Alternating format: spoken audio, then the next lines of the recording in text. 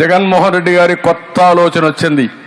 ఆ ఆలోచనే ఎమ్మెల్యేలని మంత్రుల్ని ట్రాన్స్ఫర్ చేసేయడం. అంటే మీరందరూ ఎప్పుడన్నా మీరు కూడా రాజకీయాల్లో ఓట్లు వేశారు, ఎప్పుడన్నా విన్నారా? ఇది ఎప్పుడన్నా కని ఇని ఎరుగా మనకు తెలుసా ఇవి? అంటే ఏంటిది అరాచకం ఏంటో నాకు అర్థం కాలేదు. అంటే ఈరోజు అతను నేను అడుగుతున్నా, ఇన్ని సంవత్సరాలుగా 5 ఏళ్లుగా మీ ఎమ్మెల్యేలు తప్పు చేస్తే ప్రజల మద్దతు కోల్పోతా ఉంటే నీ ఇంటెలిజెన్స్ ఏం చేసింది? ఎప్పుడైనా పిలిపించి ఒక మాట మీరు మాట్లాడారని అడుగుతున్నా. చూసారా? ఎప్పుడైనా మాట్లాడారైనా? ఎవరన్నా దండించాడా? తప్పని చెప్పాడా? ఈయనకి దొరికింది ఈయన దోచుకున్నాడు, వాళ్ళకు దొరికింది వాళ్ళు దోచుకున్నాడు. ఇప్పుడు అంటున్నాడు వీళ్ళకందరికీ సర్వే చేశా, వీళ్ళందరూ లాభం లేదని. అసలు సర్వే నువ్వే లాభం లేదంటున్నారు. ఆ విషయం నువ్వు గుర్తుపెట్టుకో. ఈ రాష్ట్రానికి పెద్ద అరిష్టం గాని పెద్ద నష్టం గాని ఈ జగన్మోహన్ రెడ్డి.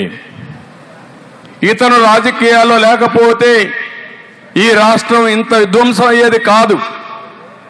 ఒక పోలవరాన్ని, మొత్తం రోడ్లని,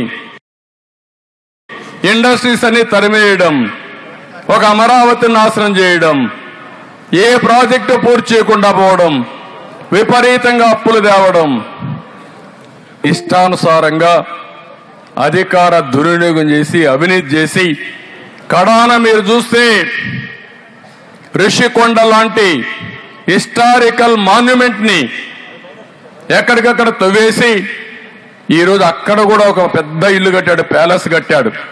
ఏంటో ఈయనే శాశ్వతంగా ఉంటాడనుకున్నాడు ముఖ్యమంత్రిగా. నాకైతే అర్థం కావడంలా 500 కోట్ల రూపాయలు ఖర్చు పెట్టి ఒక ప్యాలెస్ ని కట్టుకున్నా అంటే ఏ విధంగా సమర్థించుకుంటామని అడుగుతున్నా.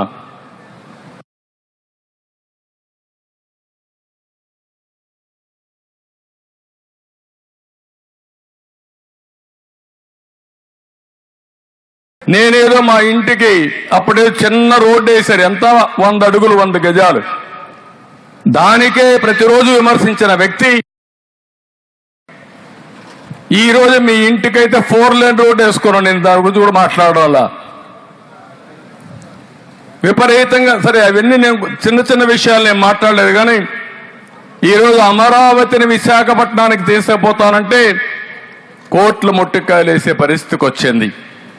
ఈ రోజు కూడా సుప్రీంకోర్టుకు వస్తే మళ్ళా ప్రయత్నం చేస్తే చాలా స్పష్టంగా చెప్పి ఏప్రిల్ తర్వాత మాట్లాడతామని. ఏప్రిల్ తర్వాత ఈయనుండడు, మళ్ళా తెలుగుదేశం వస్తుంది.